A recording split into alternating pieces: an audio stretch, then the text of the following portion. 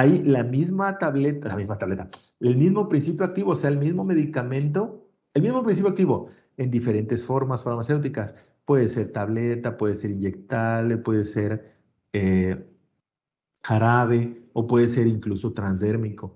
Sale, es de acuerdo a lo que vaya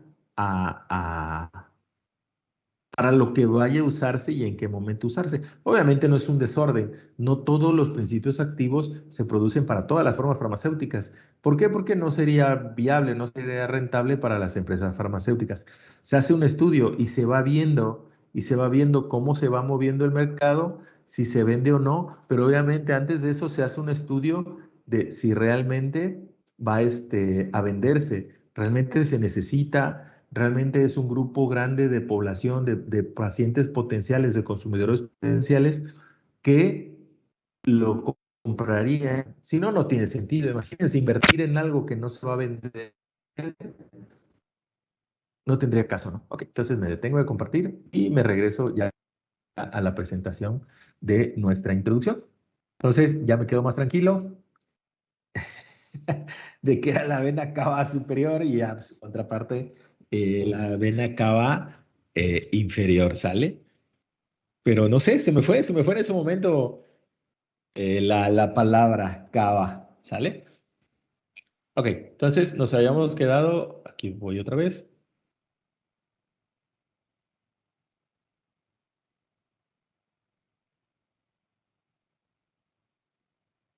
el receptor, el término receptor, que me dicen que ya lo pudieron contestar. Ok, entonces nada más recordarles, no olviden subir su ejercicio. Sale al ejercicio diagnóstico calificado con la calificación que hayan sacado. No, no hay ni un problema. O sea, estamos arrancando. Obviamente, al final del curso deben ser capaces y durante el curso deben ser capaces de responder esas definiciones sin problema. Sale. Entonces voy a cerrar el Eminus con la intención de que no se nos vicie la conexión. Ok, igual si notaron, ya no abrí el video por lo mismo para que fluya mejor nuestra conexión. Acuérdense que siempre, cada inicio de sesión, cada día de trabajo, voy a estar dando los buenos días y, a ver, vamos a moverla, a ver si no le pasa algo. Ya los metí de este lado, a ver si no le sucede algo. Siempre voy a estar dando los buenos días, aquí está, y enseguidita en la liga de Zoom por si falla nuestra conexión, ¿sale? Entonces ya lo regreso a la otra pantalla. Sale, vale. Entonces no se olviden siempre. Igual, acuérdense, si alguno de ustedes, por la razón que sea, no tengo problema con eso, no se logra conectar a la hora y se conecta más tarde y ven que no hay nadie, seguramente estamos en el Zoom. Sale. Órale, pues. Entonces vamos a continuar. Entonces, eso fue la última definición, la de receptor. Ahora sí, ¿qué pasa con los medicamentos? Por eso incluí esta imagen aquí. Con la mayoría de los medicamentos. Obviamente, hablando un poquito de la historia, que es lo que continúa suena así como a película, ¿no? Desde tiempos inmemoriales, cuenta la historia, ¿no? Una cosa así. Siempre el ser humano ha buscado su bienestar. Siempre ha buscado eh, pasársela bien, o sea, estar bien. Siempre el ser humano históricamente ha buscado evitar el dolor o evita el dolor. A quien le gusta, ¿no? Estar en incómodo, estar con, con dolor o algún otro tipo de malestar, ¿no? Entonces, los medicamentos, ahorita me regreso un poquito más a cómo surgió con la observación de los seres humanos a su entorno la idea de crear, en ese momento pues no se sabía, ¿no? Algo que pudiera hacerlos sentir bien de una dolencia que tuviera, ¿no? Porque no, obviamente, antes se le decía dolencia o me duele el cuerpo, tal parte del cuerpo solamente, pero no se le llamaba enfermedad, no había esa terminología de patología o la etiología, ¿no? De dónde viene la enfermedad, cómo es que surge y se desarrolla. Pues no, igual medicamentos, pues no, no había, ¿no? Entonces, me voy a adelantar tantito. Hay algo que se llama la variabilidad variabilidad individual. ¿Sale? Y esto obedece a la variabilidad biológica. Hay una variabilidad, obviamente, a cómo reaccionamos a todo, en cuanto a individuos se refiere. Incluso entre gemelos iguales reaccionan igual, diferente, ¿sale? Entonces, imagínense entre cada uno de nosotros, ¿no? Entonces, la variabilidad de los medicamentos en los humanos se puede explicar con algo que se conoce como la campana de Gauss, perdón. La campana de Gauss, y va a sonar un poquito, pues cruel, ¿no? Un poquito como que se pierde el principio, ¿no? De lo que hacen los medicamentos o debieran hacer los medicamentos. La mayoría, de nosotros caemos aquí. Hagan de cuenta, 99%. Aquí está la parte media. Aquí caemos el 99%. Pueden hablar del medicamento que ustedes gusten y manden, pero obviamente ya hay tratamientos en el cual si no se aplican está en riesgo la vida. Por ejemplo, los anticancerígenos, los tratamientos anticancerígenos que son sumamente agresivos. ¿Por qué? Porque hay que atacar y hay que ser sumamente agresivo con la enfermedad, pero obviamente las células del cuerpo están expuestas también. Entonces, puede terminar mermando tanto al organismo que quede expuesto a cualquier otra enfermedad al estar atacando el cáncer. Pero ¿qué pasa? Si no se aplica el tratamiento, es peor. ¿Sale? Entonces, vamos con uno así sencillo. Un ejemplo más sencillo, por ejemplo, la aspirina, el ácido acetil salicílico, al 99%, acuérdense, este es 99% de la población desde aquí hasta acá y el pico máximo. 99% de la población, pues nos quita el dolor de cabeza, ¿no? Hace más cosas el ácido acetil salicílico. Bueno, 99% nos quita el dolor de cabeza. 0.5% no le hace nada, son hiporreactivos, hiporreactivos. Y obviamente a una dosis adecuada y al otro 0.5% de la población reacciona muy exageradamente, o sea, le quita el dolor de cabeza, pero le provoca algo más. Sale. Incluso, pues casi no ocurre, ¿no? Pero incluso podría provocar la muerte a algún medicamento, a algún paciente. Sale. Ahora vamos a poner un ejemplo con un antibiótico. El 99% de la población, y yo creo que ya se empezaron a dar cuenta lo que pasa, lo que voy a comentar casi al final de esta parte, el 99% los cuida, nos cura de la infección. El antibiótico que ustedes usen, manden la penicilina de millones de toneladas, de millones de unidades, o el trimethoprim con sulfamethoxazol, que tan socorrido es, ¿no? Se utiliza para muchas enfermedades, por ejemplo, infecciones gastrointestinales, ¿no? Ok.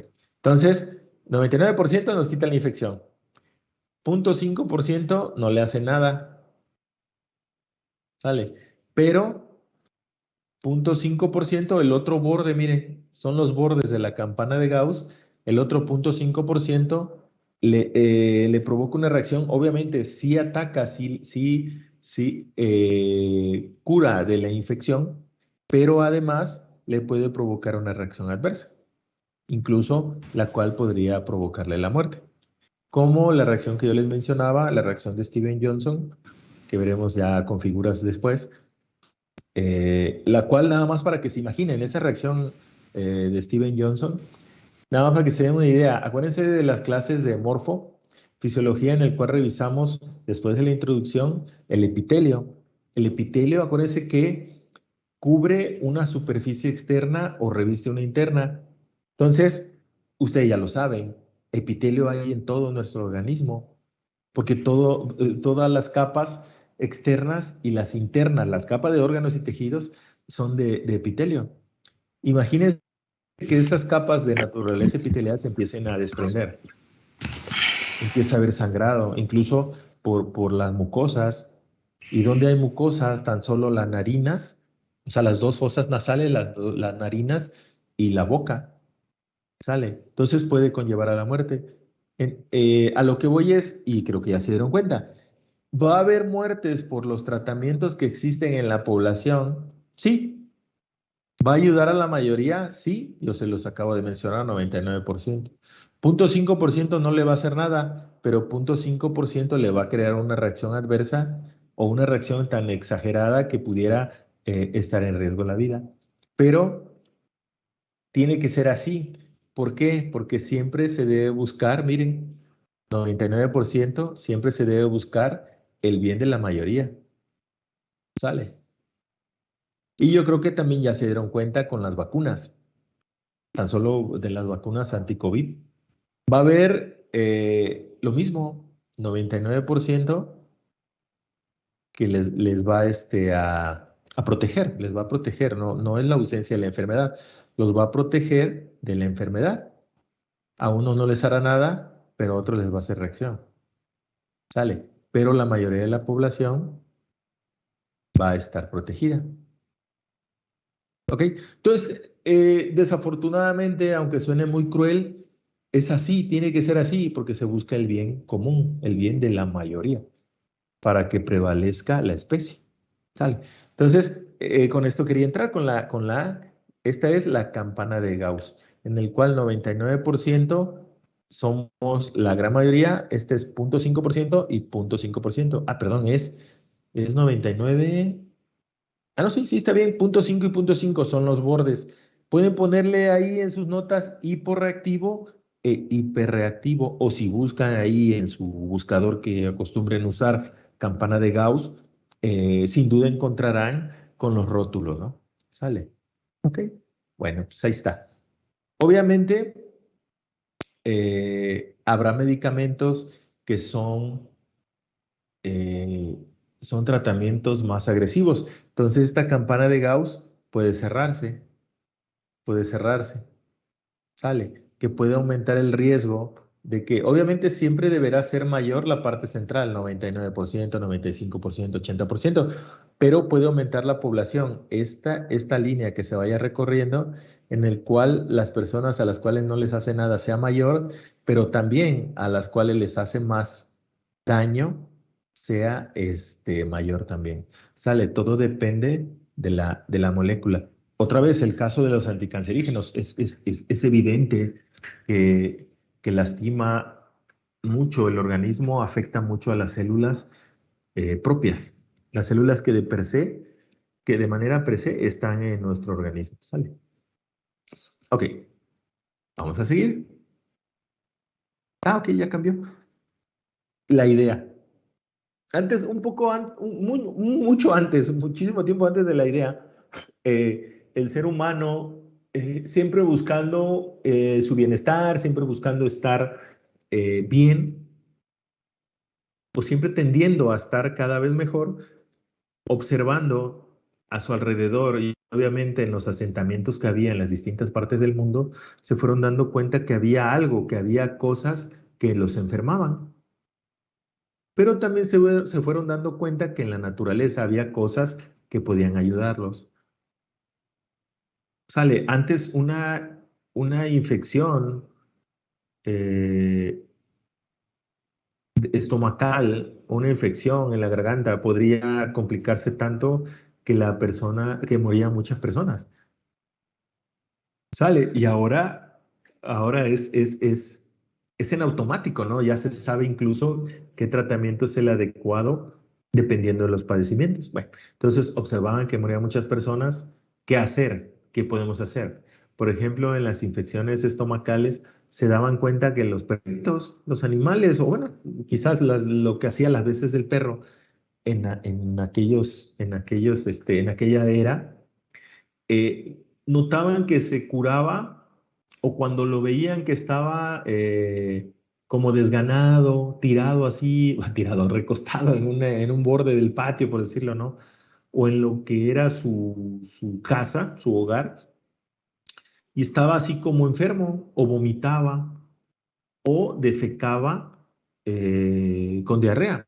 Entonces notaron que iba y comía ciertas plantas o ciertas flores o frutos.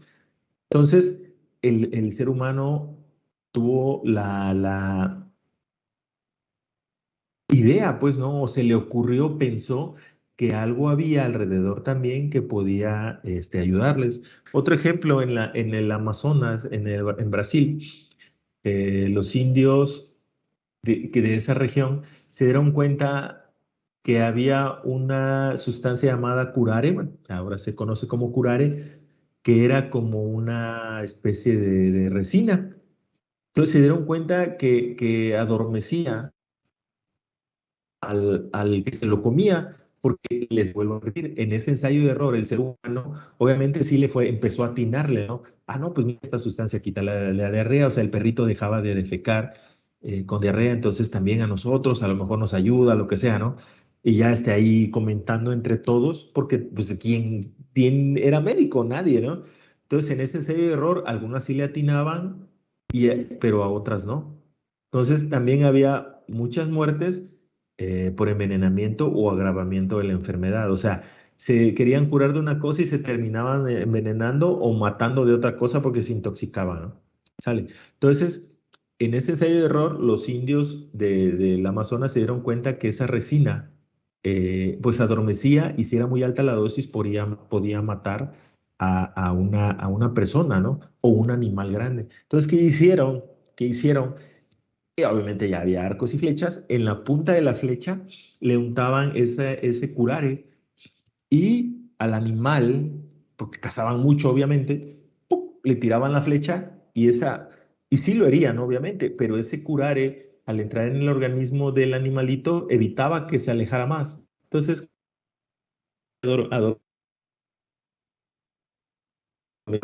llegaban y lo remataban, ¿sale? Entonces, así fue surgiendo la forma en que el ser humano empezó como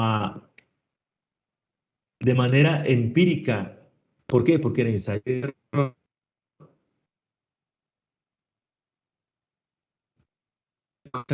que había ciertos padecimientos con tales o cuales flor o fruto o tallo o la raíz, porque empezó a ensayar, empezó a investigar, se quitaban ciertos padecimientos. ¿Ok?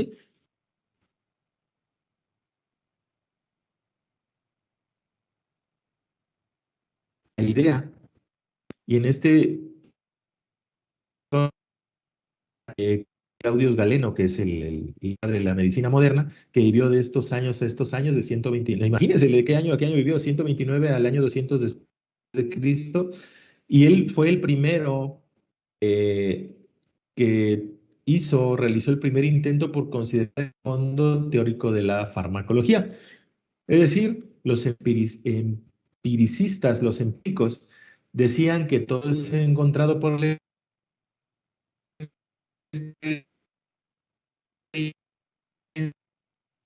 experiencia, en parte por la teoría. Ni experiencia ni teoría solas son suficientes para describir un todo. Y pues ahora lo sabemos, ¿no? La teoría y la práctica nos hacen obtener un entrenamiento, una preparación más integral.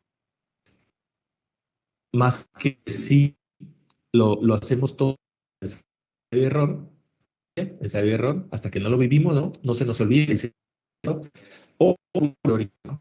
Tiene que ser una combinación. Mm, Cada una por sí solas, teoría o la práctica, bueno, sí, la teoría o la práctica no son suficientes para explicar de manera integral o explicar de mejor manera pues, algún fenómeno o o algún medicamento o algún brebaje que pudiera estar curando algún padecimiento, ¿no? O alguna afección que aquejaba a muchas personas en aquellos tiempos.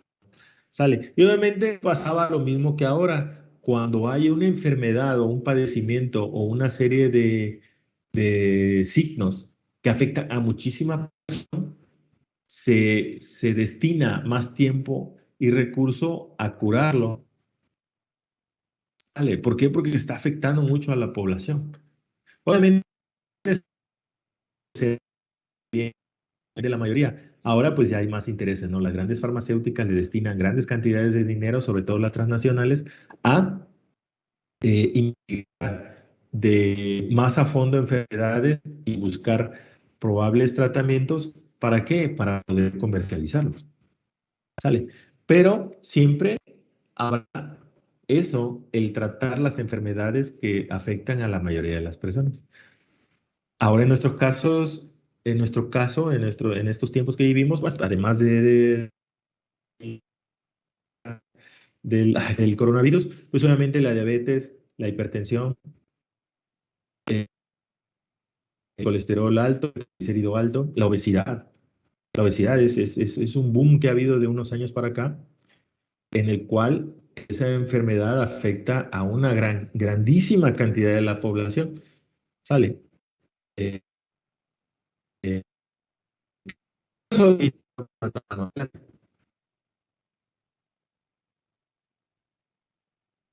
Sí,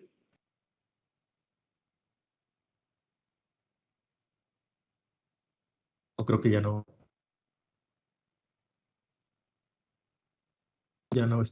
caray, ya no comento nada. Si tienen problemas con su audio, es que estén hablando, creo que no. Si no, escríbanlo de la reunión y ahí tenemos acceso todos y ya le echamos un montón por si no pudieran a ver su micro. Es que vi que alzaron la mano. Creo que era el compañero Itzel, alzó la mano, pero ya no comentó nada. Si no, ahorita que pueda, lo menciona, no importa, aunque esté hablando, me interrumpe y ya retomamos su pregunta. Si no, les digo en el chat y ya todo. Y pues, punto, ¿no? Ok. Posteriormente, sí, obviamente siguió de venir de eventos, siguió pasando el tiempo y llegó un momento en que mm, después, ya estudiando la historia, se pudo observar un punto de impulso. Entonces se le denominó el impulso. En esta época, el personaje.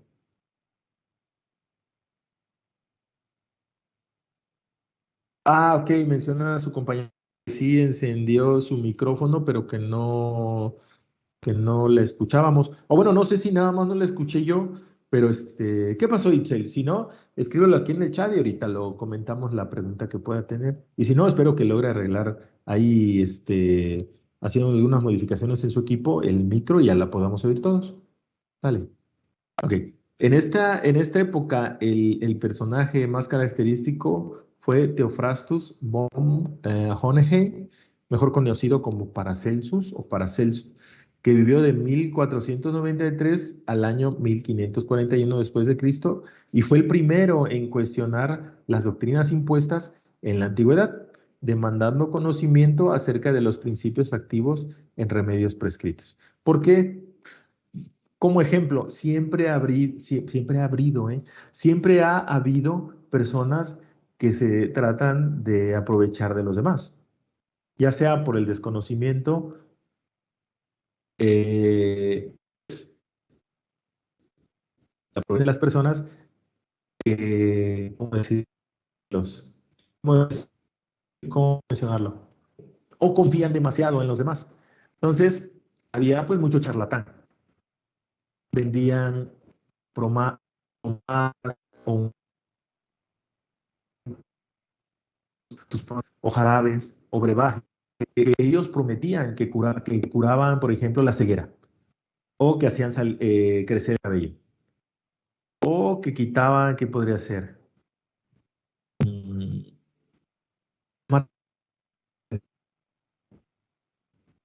que les afectaba muchísima.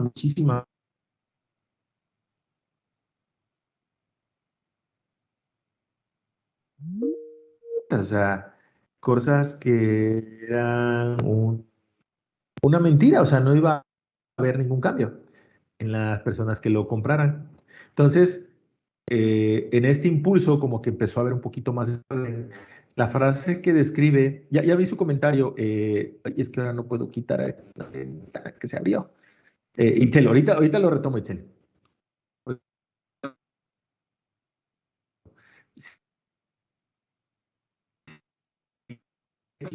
Si tú explicar cualquier envenenamiento correctamente qué es entonces un veneno.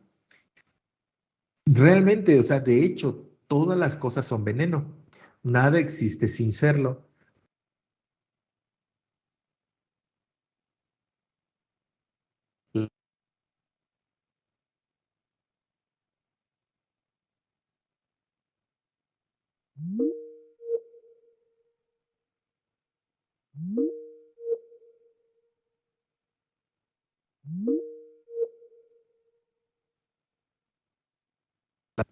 O una reacción adversa muy simple, desde la sequedad de la boca, la sequedad en los ojos, o nos da escurrimiento nasal, o dolor de cabeza, o dolor de estómago, o se nos trastorna porque pues, a lo mejor se lo acelera o lo alenta la digestión. Sale. Seguramente algo nos va a pasar. Pero él mencionaba que si tú usabas la dosis adecuada, seguramente ibas a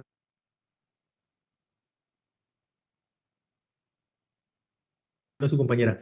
Decía que por eso es que cuando alguna persona tiene una enfermedad que le da, por ejemplo, una persona en 1 millón, a veces no hay estudios ni mucha información para esa enfermedad. Sí, exactamente, Itzel. Desafortunadamente, aún ahora sigue pasando y seguirá pasando. Si antes pasaba y ha seguido pasando hasta nuestros días, seguramente sigue pasando. Pero ¿qué ocurre? Más allá de que pueda haber el tratamiento por un medicamento o un conjunto de medicamentos para tal o cual enfermedad. Entre menos, entre menos, ay, ¿cómo se llama? Entre menos aparezca tal o cual enfermedad, menos se sabrá de ella. ¿Por qué? Porque cuesta más trabajo estudiarlo. Si solo se le presenta a una persona, como menciona muy bien su compañera Itzel, imagínense una persona en 1 millón, habrá signos y síntomas que se escaparán al médico. Y más si se termina, pues desafortunadamente desafortunadamente agravarse y morir ese paciente, pues menos signos y síntomas podrán haberse estudiado, ¿no? Sale de padecimientos muy, muy extraños. Mm, a ver, déjame ver si me acuerdo de un padecimiento así muy, muy extraño. A ver si me ayudan, ¿no? A ver si me ayudan también, les pido. De ahí que hayan visto en algún documental, en alguna noticia. eh, no sé si estos niños que le llaman niños de cristal, que les faltan algunas proteínas, o creo que es una proteína en su piel y se les desquebraja y sangra. Mm, Así es, sí, los hiperreactivos son como, puede haber más situaciones, Janet, lo mencionaremos en las reacciones adversas, pero sí, los hiperreactivos son como, por ejemplo, los que son alérgicos a los medicamentos, sí, sí, tienen una reacción muy exagerada, por una hipersensibilidad a tal o cual molécula. Ujú. Sí, por ejemplo, el síndrome de Steven-Johnson con el trimestoprim con sulfamethoxazol que ya veremos que sí aparece, como dijéramos, de la nada. La persona puede estar por años tomando trimestoprim cuando así lo requiera, obviamente no a cada rato, cuando así lo requiera y ¡pum! De repente presenta reacción adversa. ¿Sale? ¿Ok? Sale, y vale. Sí, Janet Itzel. Sí, sí, sí es por ahí, por una reacción alérgica, por hiperreactividad, por una hiperreacción a la molécula, una susceptibilidad exagerada al principio activo. Ok, entonces, ¿qué otra? Una enfermedad así muy extraña, a ver, hipertermia maligna, ¿no? Pero es que no, Profe, no recuerdo si le da a muchas personas. ¿Qué pasó? no sé si el síndrome de la fatiga, bueno, no es una enfermedad, bueno, es un síndrome, ¿no? De la fatiga crónica también es muy rara, ¿no? Ah, bueno, puede ser. Sí, sí, puede ser así un padecimiento extraño. O Y como lo que ahora. Adelante, adelante. Sí, adelante. hace poco vi un documental de eso y sí es, o sea, es un síndrome muy extraño. Ah, ok, entonces es probable que haya pocos signos y síntomas que puedan permitir estudiarla, ¿no? Y epidermolisis bulosa, mencionan por acá, creo que se refieren a lo de la piel que les mencionaba yo. creo que se le llama así, niños de cristal o una cosa así. No, se me hace que el de los niños de cristal es los huesos, se me hace que es el de los huesos, lo estoy Osteogénesis, confundiendo. ¿no? Es lo de los niños de cristal. Sí, sí, tiene usted razón, gracias, cielo. Es la enfermedad de la piel de cristal. Sí, exactamente, sí, sí, tiene razón. Síndrome de Marfan, comentaron ya por acá Sheshid. Eh, Daniela Denise menciona, en la película de Glass se explica esa enfermedad que dijo usted, la osteogénesis. Ah, ok, va, que va, sí, sí, sí. Gracias. Ya me estaba revolviendo entre los huesos y la piel. O sea, bueno, el nombre, ¿no? El nombre. Ok, entonces, entre más extraña sea la enfermedad, difícilmente se podrá tener el tratamiento. Tendrán que hacerse grandes esfuerzos y grandes inversiones para poder erradicar la enfermedad, pero esa es la situación. Profe, Como es muy rara y muy poquitas personas, o una, imagínense, una en un millón lo presentan, luego no se tiene toda la información de cómo atacarla, ¿sale? ¿Qué pasó? Adelante. profe, Sí, bueno, lo del el síndrome de Marfan también es muy extraño porque las personas tienen ciertas peculiaridades en su aspecto y muchas veces dicen, o bueno, antes se creía que estas personas tenían cierto tipo de posesión porque según se parecían al diablo, pero es por el hecho de que creo que se modifican de manera ósea sus extremidades y por eso es que tienen aspectos así. Y también como no se tiene, realmente es una enfermedad que creo que no se puede curar, hay mucho desconocimiento de ese síndrome.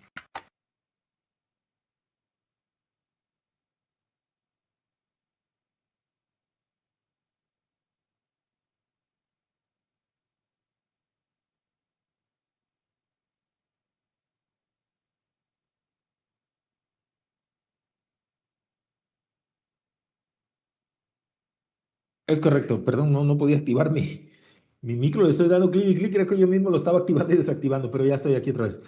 Sí, exactamente, sí termina por pasar así, cosas así muy raras, ¿no? Imagínense pero hace muchísimos, muchísimos años, cuando yo no recuerdo mucho de esa historia, cuando la Santa Inquisición. Imagínense nada más si alguien estaba tratando de ver si podía curar algo y al rato ya era brujo, ¿no? O bruja. O bueno, sí, bruja o brujo, ¿no? El término, ¿no? O, como menciona su compañera, si tenía unos padecimientos o un comportamiento extraño, no, pues al rato ya es que estaba poseído. Y ahí estaban ahí tratando de curarlo, pero con ceremonias y ritos ahí extraños, pues no se le iba a quitar nunca, ¿no? No lo sé, ¿no? Yo no quisiera meterme a hablar de cosas así sobre cosas sobrenaturales o no sé cómo se llamaría, de brujería o del que estaba poseído, del diablo, creo que algo así dijeron hace ratito, porque lo desconozco, realmente lo desconozco, y sí se puede hablar mucho de eso y vamos a empezar a hablar de cosas muy raras, ¿no? Pero quién sabe, a lo mejor en algunos casos hay muchas cosas, así como hay cosas buenas y cosas malas. Alguna de esas personas a lo mejor sí tenía algo ahí, sobrenatural, ¿no? Pero obviamente yo creo que no eran la mayoría, ¿no? Entonces, entre más raro sea el padecimiento, menos signos y síntomas se podrá tener, eh, porque también puede pasar. ¿Qué análisis le mando? Por ejemplo, el médico. ¿Qué análisis le pido si no sé qué es lo que tiene, ¿no? O por dónde va este grupo de padecimientos que presenta el paciente, ¿sí me entienden? Entonces, ¿qué terminan haciendo? Un poco de ensayo y error. A ver, si es de algo de comportamiento, no, pues algo del cerebro, algunas enzimas, estudios cerebrales. O si es de la piel, pues algo de la piel.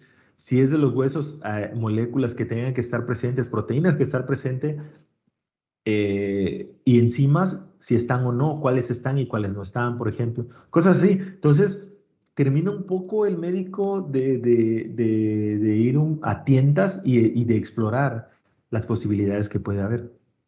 Sale. Y si se medio parece algunos síntomas, signos y síntomas, y la ausencia o presencia de tal o cual proteína, enzima o neurotransmisor, empiezan a ensayar, o sea, si realmente está en peligro, en riesgo el bienestar y sobre todo la vida del paciente, empiezan a ensayar un medicamento que sirve para otra cosa, pero a ver si mejora su situación o combinaciones de medicamentos. Pero sí, sí pasa así. Cuando son padecimientos muy extraños, cuesta más trabajo. Cuesta más trabajo su identificación y tratamiento, ¿no? Sale. Ah, se me ocurre ahorita pero ahí sí era no era uno nada más en un millón. La película que está basada en el padecimiento que sufrían a nivel cerebral los jugadores de fútbol americano, que era por los golpes en la cabeza y que terminaban ya casi al final de su carrera o al final de su carrera con demencia y se tornaban muy violentos. No recuerdo ahorita la enfermedad, pero era algo provocado por todo el golpeo que sufrían en la cabeza los jugadores de fútbol americano.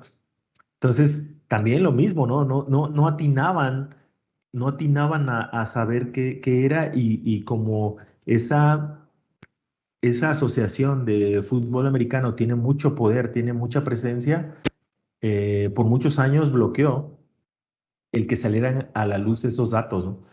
Pero era más que evidente, o sea, no había modo de negarlo, ¿no? Pues se me ocurre también algo así. Igual, vayamos a saber si algo está provocándolo, alguna industria, alguna empresa, porque tiene muchísima fuerza, muchísima presencia, muchísimo recurso, y logra callar. Perdón, es que estoy tratando de leer y ya estoy diciendo una cosa por otra. Ahorita retomo el chat, pero disculpen. Esté provocando alguna enfermedad que antes no la había, pero es tanta su fuerza y la presencia y tanto el poder económico que logran callar a quien sea, ¿no? Tal o cual empresa, no farmacéutica, o sea, puede ser una empresa alimentaria o una empresa productora de algún producto, por ejemplo, plástico, o trabaja en metalurgia, ¿no? Entonces pueden estar contaminando mucho los ríos, lagunas, mares. ¿Sí me entienden? O sea, no todo es eh, porque así pasó. Muchas veces también es provocado, ¿no? Sale. Por el mismo crecimiento mundial, eh, la competitividad y que crece la necesidad porque la población sigue creciendo, ¿no? O sea, seguimos creciendo en masa. Obviamente pues, seguimos envejeciendo todos, ¿no? ¿Sale? Unos más que otros, unos más que otros, ¿ok? Sí, sí, tiene razón su compañero. Igual menciona a su compañero Víctor, ictiosis arlequín, es correcto, igual es muy extraño a veces. La verdad duele, esa es la de la película, la verdad duele. Encefalopatía traumática crónica, eso es lo que le estaba pasando a los jugadores de fútbol americano o que también se observa en los boxeadores. Ahorita ya me estoy acordando de eso. Los boxeadores que cuántos golpes no reciben en la cabeza, ¿no? ¿Sale? Pues sí, aquí lo mencionó Emilio Miguel, perdón. También ya lo mencionó su compañero antes de que yo les hiciera el comentario. También se presenta en boxeadores. Sí, ¿no? Ese golpeo, porque uno lo ve en la tele, pero desde que están entrenando, igual los jugadores de fútbol americano ni se digan.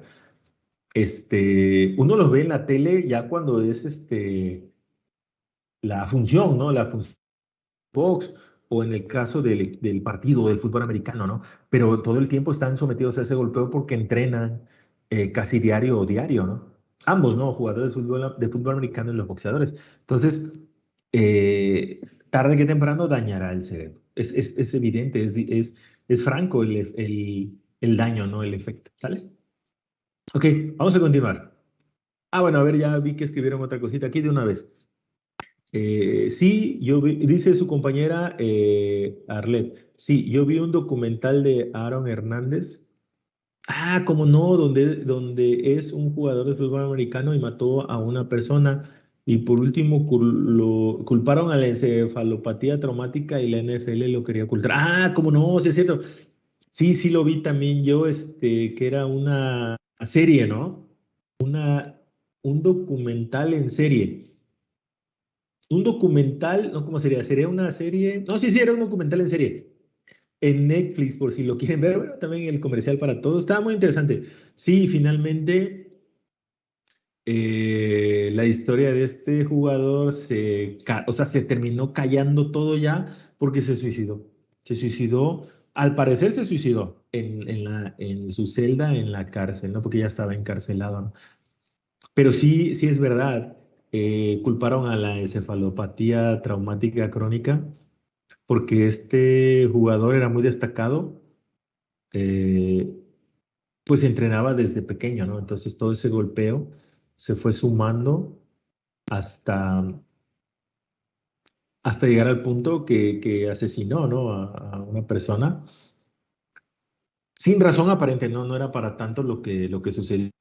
Pero sí, como dice su compañera, está el comercial en Netflix, si pueden checarlo, está muy interesante. Está muy, muy interesante. Igual la otra película que menciona a su compañero, la de La verdad duele, igual, muy, muy interesante también. Sale.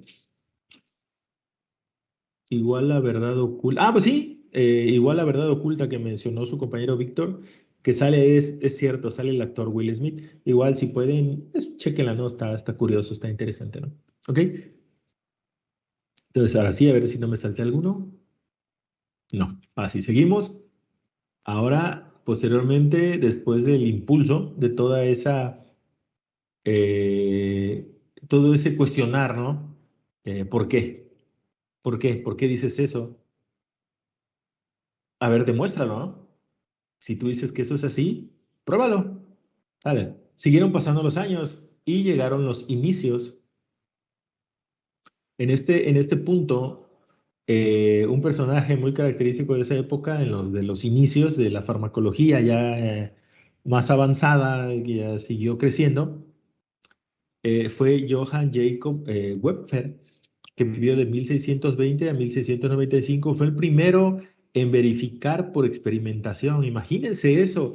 Empezó a verificar por experimentación animal las afirmaciones acerca de acciones farmacológicas y toxicológicas. La frase que lo definió fue, y bueno, que lo define es: yo evalúo a fondo, finalmente, por medio de experimentos, yo resuelvo el hecho. Obviamente, sus planteamientos sus preguntas, pues eran sencillas para aquella época. Y sus planteamientos experimentales, pues también eran sencillos, pero lograba responder sus preguntas de investigación.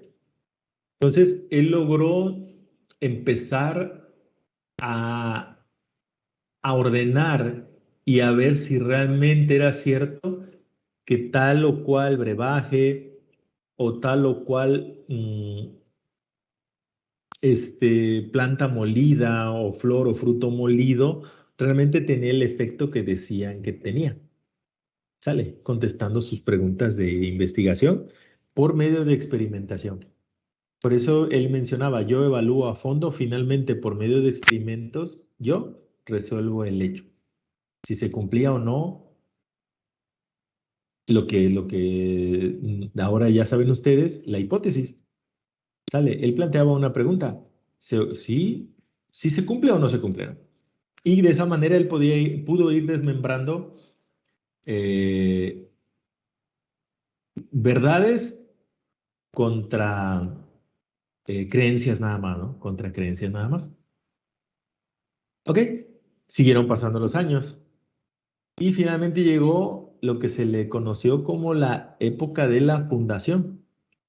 En este punto, Rudolf Buchheim, que vivió de 1820 a 1897, fundó el primer instituto de química en la Universidad de Dorpat, en Tartu, Estonia, en 1847, llevando a la farmacología como una disciplina científica independiente. La frase que lo define es: la ciencia de las medicinas es una teoría, por ejemplo, explicativa, única, para proveernos con conocimiento por el cual nuestro juicio acerca de la utilidad de las medicinas puede ser validado por hechos. ¿Sale? Entonces, él se encargó de eso. Este personaje tenía esa inquietud. Tenía que haber ya un sitio dentro de por ejemplo, en este caso de una universidad, para poder llevar a cabo de manera ordenada y ya separada estudios farmacológicos, ¿vale?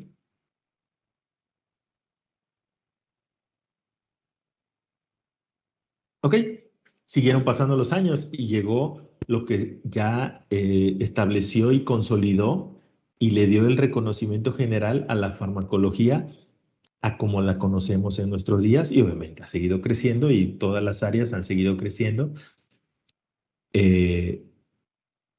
Como farmacología no es la excepción, ¿no? En este sentido, en la consolidación y reconocimiento general, Oswald Schmiedenberg, que vivió de 1835 a 1921, junto con 12 de sus discípulos más destacados, ayudaron a establecer la farmacología con conceptos fundamentales que aún ahora son aceptados, tales como el concepto de la relación estructura-actividad de Fraser, que vio de este año, perdón, la teoría del receptor de fármacos de Langley y la de toxicidad selectiva de Early. Son tan atinadas estos fundamentos que aún en nuestros días se siguen, sí, básicamente se siguen, ¿sale? Así de buenos, eran, ¿no? Y así de tenaces eran este grupo de personas junto con el profesor Oswald Schmiedenberg, ¿sale? Ok, obviamente siguiendo pasando los eventos, siguió pasando el tiempo. Alexander J. Clark, que vivió de 1885 a 1941, promulgó la primera teoría de estructura-actividad formal por allá de los años 20, por aplicación ya de la acción de masas, poniendo números y haciendo cálculos para interacciones fármaco-receptores. Igual, el padre de la farmacología, seguimos hablando de discípulos destacados del profesor Schmiedenberg, ¿sale? El padre de la farmacología, ahora sí ya el padre de la farmacología norteamericana, John J. Abel, que vivió de 1857 a 1938, fue el fundador del Journal of Pharmacology and Experimental Therapeutics. ¿Por qué? Porque se dieron cuenta que tenía que haber un lugar donde pudieran publicar, pudieran socializar de una manera puntual, o sea, agrupados por área de conocimiento, por cada área de la ciencia. Entonces, en este caso, tratando de incluir cierta área, cierto grupo de experimentaciones que se hacen dentro de la farmacología, le llamó Journal of Pharmacology and Experimental Therapeutics a esta revista. Dale, que ahora pues ya tiene su editorial y todo el show, ¿no? Ahora es Aspect. Pero a ver, permítame algo que les quería mencionar. Sí, ahorita se los menciono, para que me crean, que sí realmente, fíjense cuándo se fundó, ahorita se los voy a mencionar, y que el journal sigue aún en nuestros días vigente, y es uno de los journals que tiene mayor factor de impacto, ahorita les cuento un poquito más de eso, y presencia en el mundo. Es de las más prestigiadas. Pero es muy difícil publicar en ella por lo mismo, ¿no? Porque su factor de impacto es muy alto, entonces sus estándares de calidad también son muy altos. Tiene que ser un hallazgo sumamente novedoso para que ellos lo consideren elegible de revisarse, ¿sale? Ahorita les cuento un poquito más de eso. Ok, después de 1920, laboratorios de farmacología fueron establecidos en industrias farmacéuticas porque la industria farmacéutica se dio cuenta que era útil invertirle a estos laboratorios de farmacología porque iban a poder asegurar que su medicamento o su producto hacía lo que ellos decían que hacía, pero con hechos, ¿sale? Con sus reportes de experimentación, ordenados, con sus controles y todo que nos darían a nosotros la certeza de que estamos comprando algo que realmente hace lo que dicen las marcas que hace. ¿Sale? Ya fuera de institutos universitarios, dentro de las farmacéuticas. ¿Sale? Es un área a la cual se le invierte mucho recurso dentro del área de cualquier industria de investigación y desarrollo. ¿Sale? Y después de 1960, departamentos ya con el apellido clínica, miren, farmacología clínica, fueron establecidos en muchas universidades e industrias, porque también notaron que obviamente al ponerle el apellido clínico, ya incluye a grupos de pacientes con los cuales, estando bien informados, pueden analizarse y evaluarse los productos que lleguen hasta ese punto. Sale, ojo, ojo aquí con esto, lo vamos a ver más adelante, pero no es un desorden. Obviamente, cuando ya se ocupan ya se ocupan personas para probar un producto farmacéutico nuevo, es porque ya pasó varios filtros. Sale, desde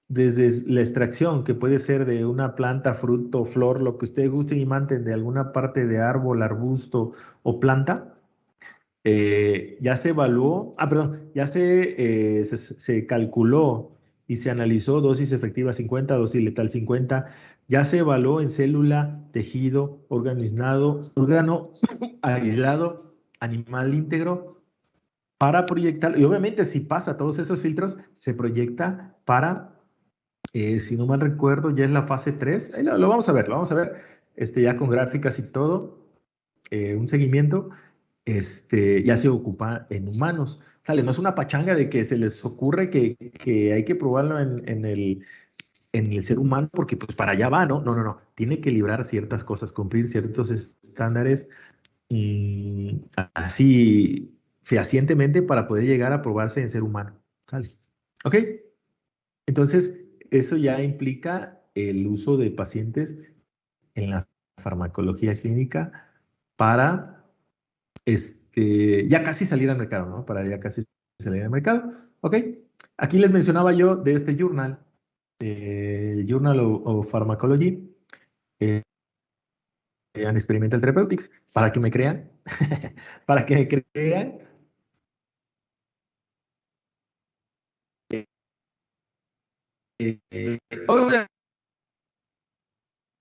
Obviamente, yo les aquí está el nombre del journal, el editorial, no recuerdo ahorita qué es, por ahí debe aparecer. Y aparece, por ejemplo, en aquel entonces, no aparece la fecha. Uno de los artículos que habían sido publicados recientemente y una de sus figuras destacadas sale y aquí aparece el volumen actual y esta era la portada. No, pues aquí está, miren, fue el 1 de septiembre del 2019, yo lo consulté en 2019. Sale. Y ese era el más actual. Entonces, para que vean que la revista sigue vigente desde aquellos años, ¿no? Desde cuántas décadas tiene.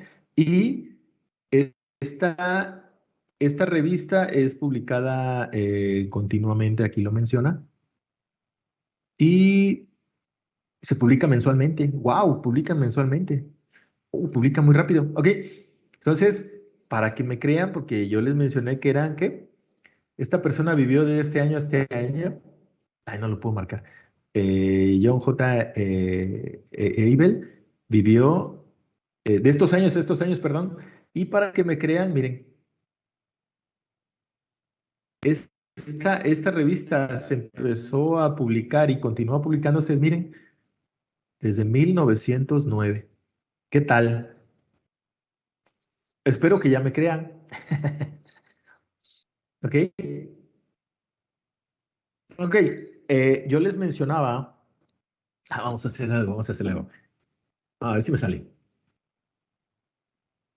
Pues sí, lo están viendo. A ver si no he hecho a perder la conexión por estar aquí jugando. Bueno, no es jugando. Vamos a ver qué hace, vamos a ver qué hace. Para que vean que lo puedo hacer en el momento que yo quiera, tener acceso a la revista. Vamos a hacer Ahí está ya, miren.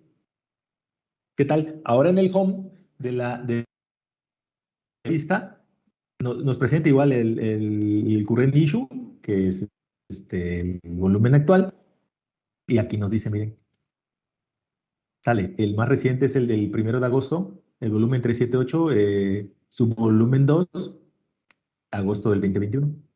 Sale, ahí está, miren. Sigue apareciendo la leyenda, miren, de continuously. Pero bueno, ahí está. Para que me crean y no que me lo estoy inventando. Ahí está. Journal of Pharmacology and Experimental Therapeutics. Sale, vale, vamos a agarrarlo. Y buscando información, obviamente, dentro del sitio. Bueno, aquí nos mandó al Highwire. Dentro del sitio de la revista aparece desde cuándo se empezó a publicar y que se sigue publicando, ¿no?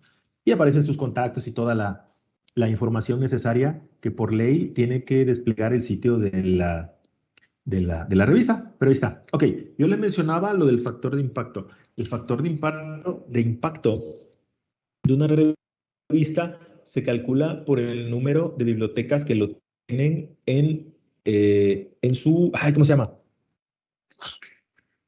Que lo tienen, que cuentan con él en el mundo. Obviamente, en tanto más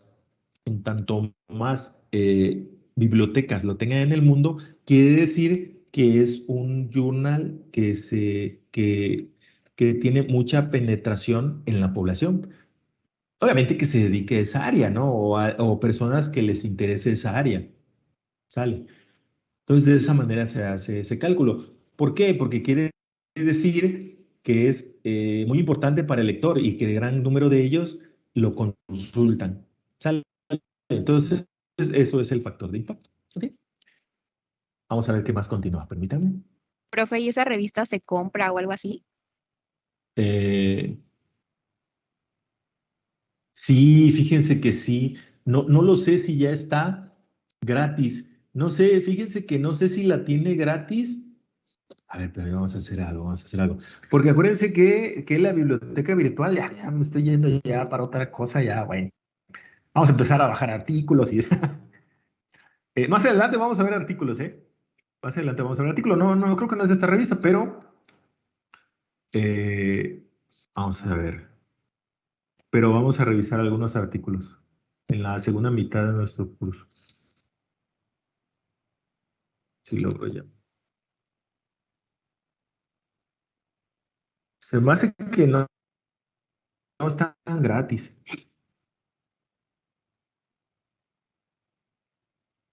Fíjense que ahorita que les voy mencionando, hay revistas que después de un...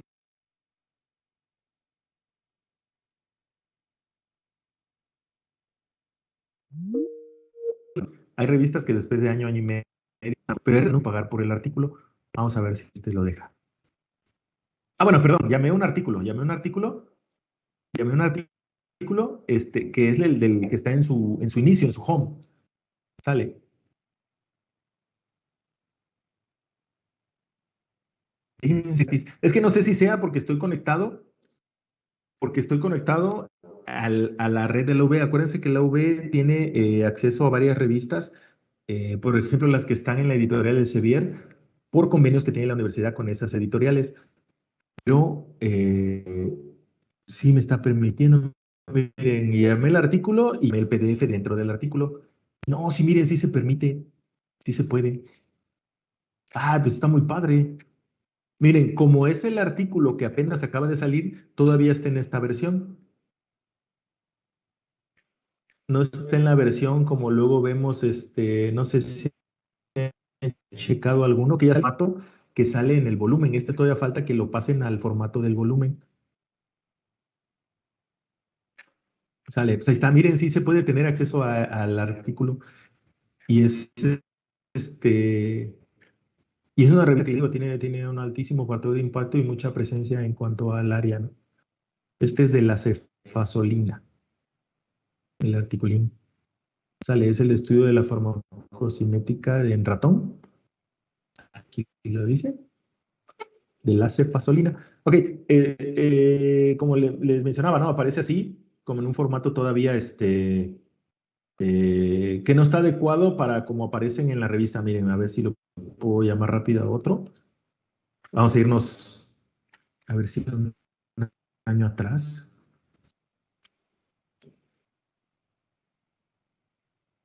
O les muestro uno, a ver, uno que tenga yo aquí rapidito.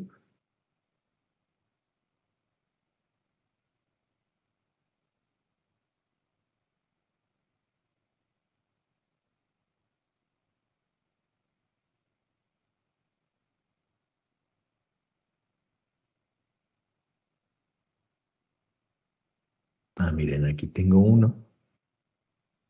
Ven que ese se veía así como todavía un archivo de Word, que pasado a PDF. Miren, este que les muestro, así rapidito, este ya está adecuado al formato de la revista.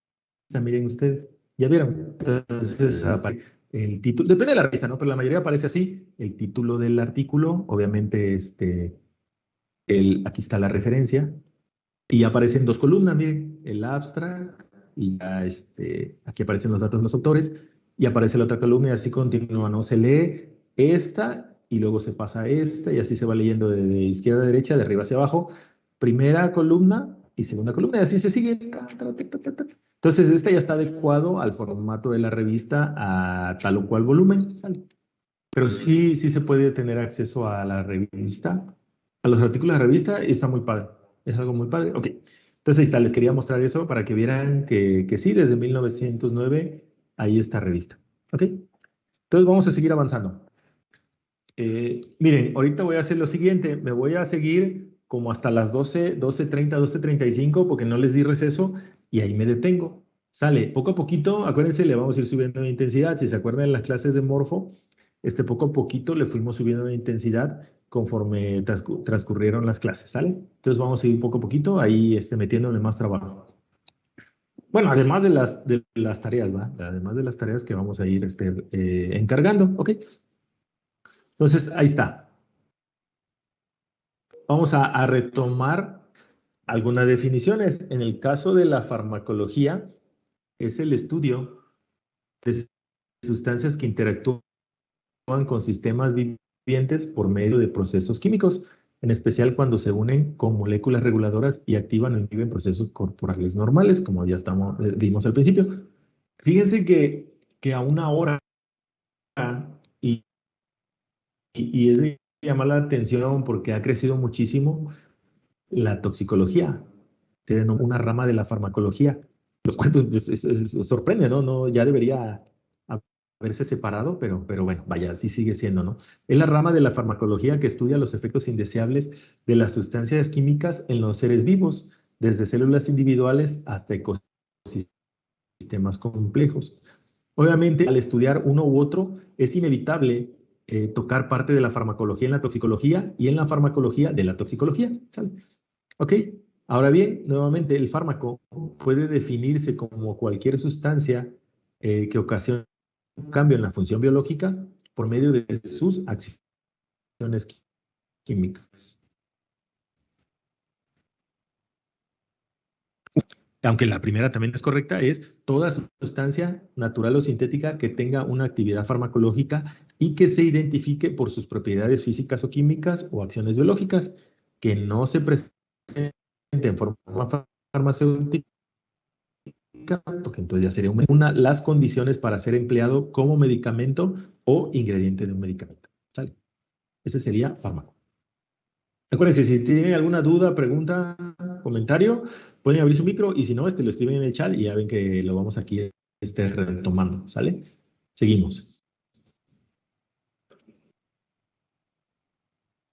Pero ¿qué pasa? Obviamente la farmacología no solamente se aboca a lo que hemos estado mencionando, un principio activo para poder llegar a ser un medicamento, ¿sale? Y ya que puede ser envasado en tal o cual blister, empaque secundario, y luego empaque primario, que son las cajas, lo que vemos.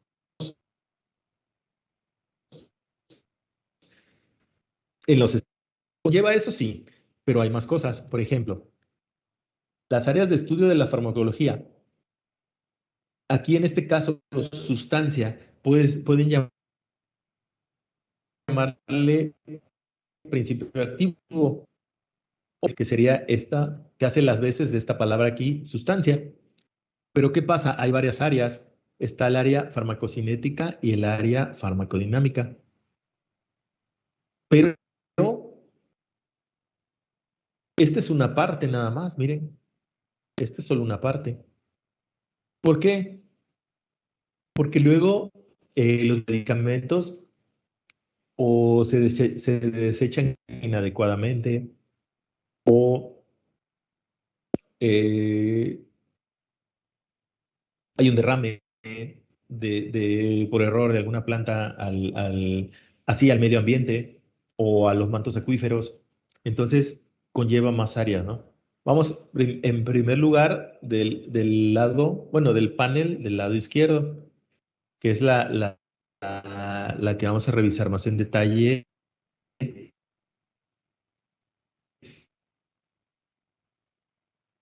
poco a poco. Ok, la sustancia que es a receptores deseados, pero también llega a sitios no pretendidos. ¿Por qué? Les voy adelantando. Cuando el principio activo es liberar del medicamento y de todos sus excipientes y todo lo que conlleva la forma farmacéutica, se absorbe. Les comento un poquito más. Nosotros deglutimos. Otra razón de que se incluya y no nos incluyamos solamente nosotros el puñito o una pizquita del fármaco en la boca, además de la que les mencioné que puede ser muy agresivo, muy abrasivo, muy picante, muy ácido, muy alcalino, es librar el ácido, logra el librazo porque va en la forma farmacéutica. Ahí se empieza, se sigue disolviendo, sí, pero termina de micronizarse y solubilizarse en su llegada al intestino delgado. Entonces, ahí es donde se absorbe y pasa a sangre. Acuérdense que todavía esa es una barrera externa. Mientras no sangre, se le sigue considerando barrera externa, aunque suene raro. Sale, lo vimos un poco en... Entonces, una vez toca sangre, ¿qué creen que va a pasar con él? A ver, ahí les pregunto, una vez que toca sangre, que ya está y esa torrente sanguíneo, ¿a dónde creen que llega? ¿Qué creen que pasa con él? Les pregunto a todo el grupo, si quieren abran su micro o comenten en el chat. ¿Qué creen que pasa con él cuando el fármaco es absorbido a nivel de intestino delgado y pasa a torrente sanguíneo? ¿Qué creen que pasa con él? ¿A dónde se va? ¿A dónde va a llegar?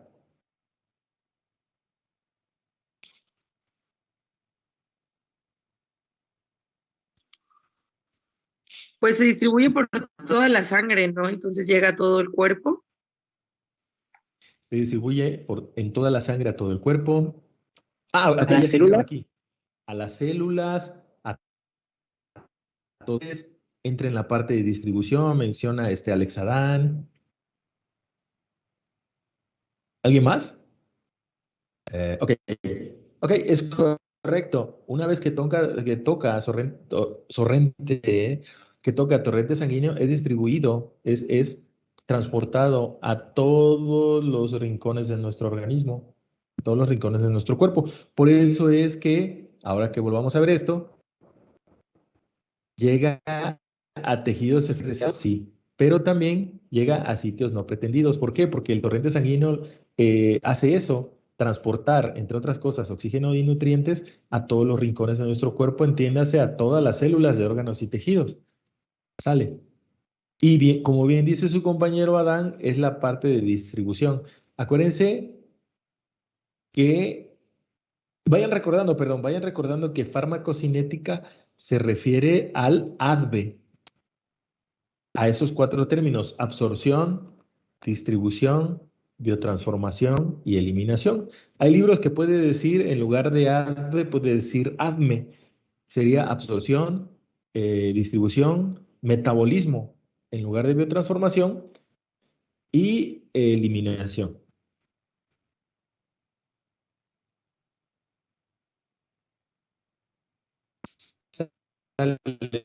O excreción. Entonces, de toda el área de estudio de la farmacología es la farmacocinética. Sale. ¿Por qué? Porque está llegando a todos los... Obviamente se absorbió, sí. Se absorbió, sí. Se distribuyó también. Se biotransformó, es muy probable.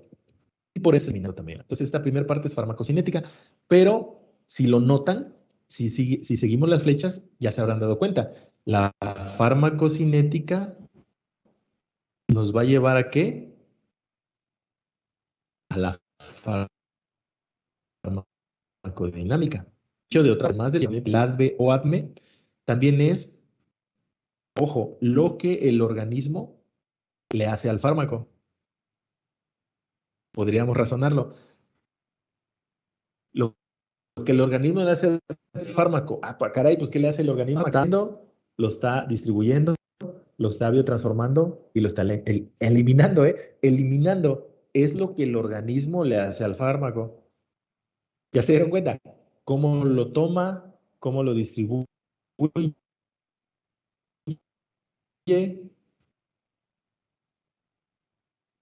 O sea, ¿cómo se hace de cómo la absorbe, ¿no? ¿Cómo lo forma? Y finalmente eliminar. ¿Sale? Entonces, farmacocinética, dicho en otras palabras, es lo que el organismo le hace al fármaco. Pero ojo,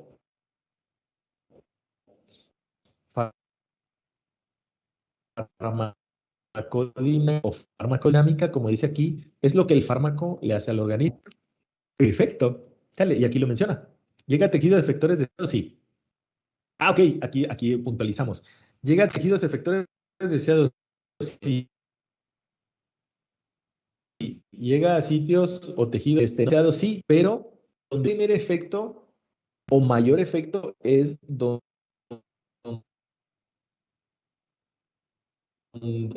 sale. Aquí puede haber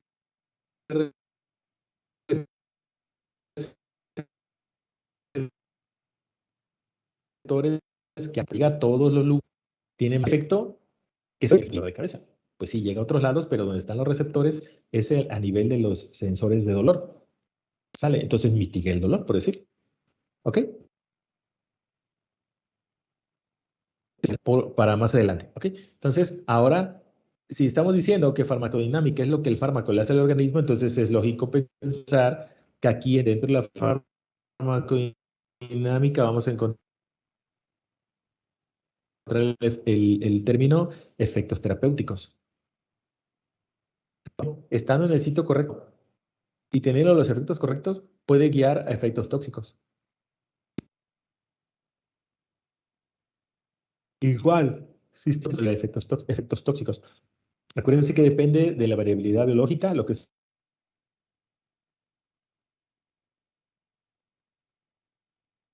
el factor sale. Podría ser el razonamiento, como les mencionaba luego en las otras clases, ¿no? Ah, pues sí, pero lo que para mí es chistoso, a lo mejor para ustedes no, o alguno de ustedes no, o muchos de ustedes no. Sale. Entonces, lo que para mí me hace bien, a lo mejor a alguno de ustedes no les hace bien. A lo mejor la aspirina a alguno de ustedes le da más dolor de cabeza. Y yo con una me mitiga el dolor de cabeza. Algunos necesitarán dos, depende del el grado de dolor de cabeza. Sale. Entonces, dependiendo de esa variabilidad biológica, además del efecto terapéutico pueden verse efectos tóxicos. Igual en sitios no pretendidos puede haber efectos tóxicos. ¿Por qué? Por alguna regionalización en cuanto a receptores que haya en otro sitio y esté no teniendo el efecto, pero sí despertando un efecto tóxico. No teniendo el efecto terapéutico, perdón, pero sí teniendo un efecto tóxico. ¿Vale?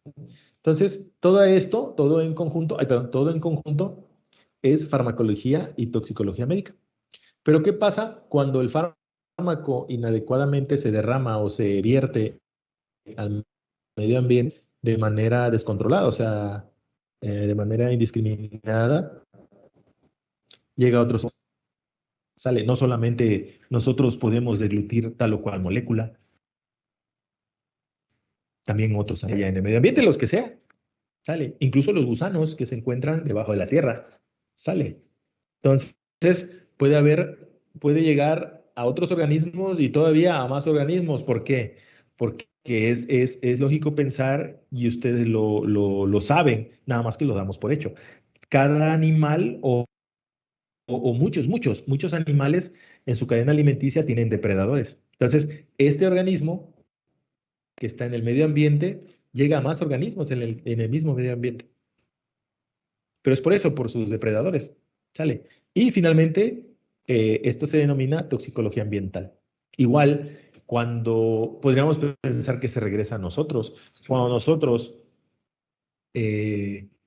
bueno, llega el fármaco al medio ambiente y lo comen,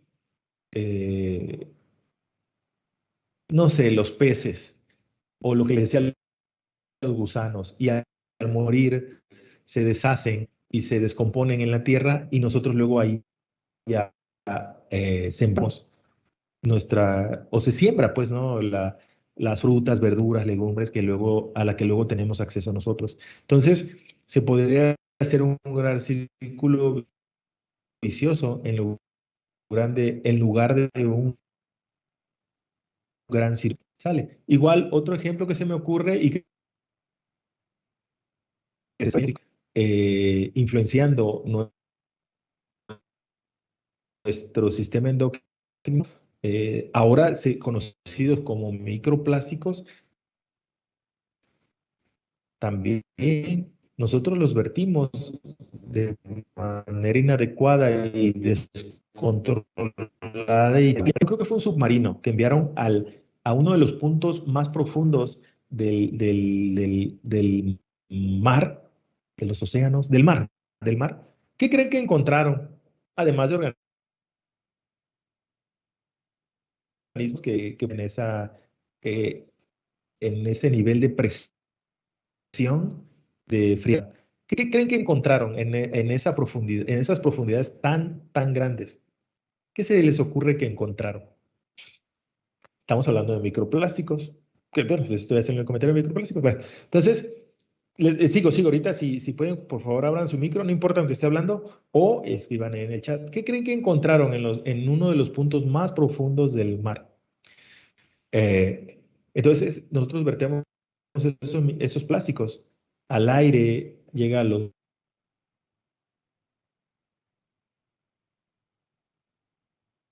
mantos acuíferos, al que ustedes gusten y manden, ríos. Menciona su compañera. Ahorita lo retomo.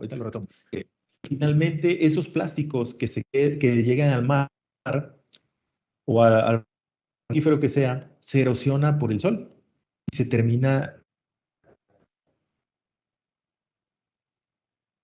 haciendo y cada vez más pequeñas, hasta que llegan a ser partículas, incluso partículas nano, plástico, pasando por las de microplástico. O sea, el nanoplástico es más pequeño que el tamaño micro. Nano continúa después en la escala de pequeño micro. Bueno, pues al nosotros tomar agua, aunque sea potabilizada y todo, lleva microplástico. O comemos mariscos, o comemos otro producto del mar o los ríos, es muy probable que estemos también ingiriendo nuevamente, estemos recibiendo de regreso ese plástico que se virtió de manera inadecuada a los mantos acuíferos. ¿Sale? Y ahora se sabe que actividad como disruptores endocrinos, los cuales influencian, cambian nuestro comportamiento como los estrógenos. Que si ustedes recuerdan, los estrógenos son hormona femenina la mujer, no es la ausencia de testosterona, es el predominio del estradiol. Y en el caso del varón, lo mismo, no es la ausencia de testosterona, es el predominio de la testosterona. ¿Sale? Entonces, ojo, o sea, hay muchos ejemplos, ¿sale? Pareciera que todo se nos regresa, ¿no? Lo que vertimos al medio ambiente. Encontraron basura ahí.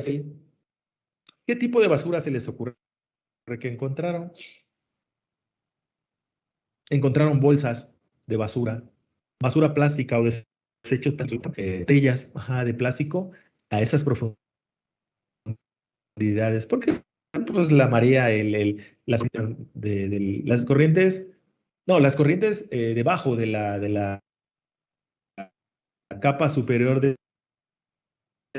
y estos océanos los arrastran y llegan hasta ese punto de profundidad. Llama la atención, ¿verdad? Pensaba uno que iba a encontrar, no sé, una nueva especie. Quizá la encontraron, pero les sorprendió mucho a esos investigadores encontrar basura y que fuera plástico. Bolsas de basura y botellas de plástico. Esos son los más profundos del mar. Pero bueno, ya estuvimos comentando de todo un poco. Vamos a ver, ¿qué más continúa? Ok, aquí me voy a detener. Con esto inicio mañana el principio de la farmacología o hasta lo que hemos avanzado el día de hoy. ¿Tienen alguna pregunta, duda, comentario? No se queden con dudas, preguntan y con algún comentario que pudieran hacer. Sin problema lo retomamos. Ya sea que abran su micro o por el chat. Ok, como les había dicho, no les di el receso, me seguí de largo, así lo vamos a estar haciendo. A veces sí, a veces no. Le vamos a ir subiendo de intensidad, vamos a ir avanzando, vamos a ir agarrando más velocidad, vamos a ir tomando más velocidad conforme transcurran las clases. Pero aquí me voy a detener. A esta clase entro con principios de la acción de los fármacos. Obviamente hay fármacos que son la mayoría y median su efecto usando receptores, pero hay otros que son la minoría que tienen un efecto pero sin usar receptores. Con eso vamos a entrar en la siguiente clase, que es el día viernes. ¿Sale? Entonces, aquí me detengo, cierro si tuvieran alguna duda, pregunta, comentario, adelante. Sí, sí, claro que sí. El primer tema empezó desde, a ver, rápidamente, vamos. Ahí está. Empezó desde aquí. Desde aquí empezó el primer tema. Todavía no termino. Todavía no termino. A ver, déjenme, lo voy a adelantar. Disculpen si los mareo un poco de que estoy cambio. Me voy a ir hasta el final. Vamos. Hasta aquí sería el primer tema. A ver, sí. A ver, vamos a ver.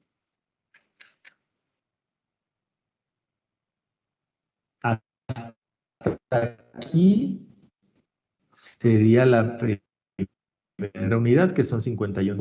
Sí, ese sería todo el material lo doy yo, pero sí voy encargando algunas actividades. ¿Sale? Les recuerdo, por si alguno de ustedes no estuvo presente en esa ocasión que mencioné esto. Entonces me tengo que compartir. ¿Dudas, preguntas, comentarios? No, profe, Parte del primer tema. Sale. Entonces, pues aquí me detengo. Como les mencioné, espero a que se retire el último de ustedes. Seguimos en contacto por cualquiera de las vías que les he mencionado, mi correo institucional, el centro de mensajes, acuérdense, de -4, o por medio de su compañera Jimena, lo cual le agradezco, por medio del WhatsApp. O si me contacta alguno de ustedes, ahí comentamos la duda que tengan o pregunta y la retomamos en clase. O cualquier otra duda que surja. Entonces, estamos en contacto. Me espero que se retire el último de ustedes y el último que nos estaremos viendo. Hasta luego. Que tenga buen día, profe. Gracias, profe. Buen día.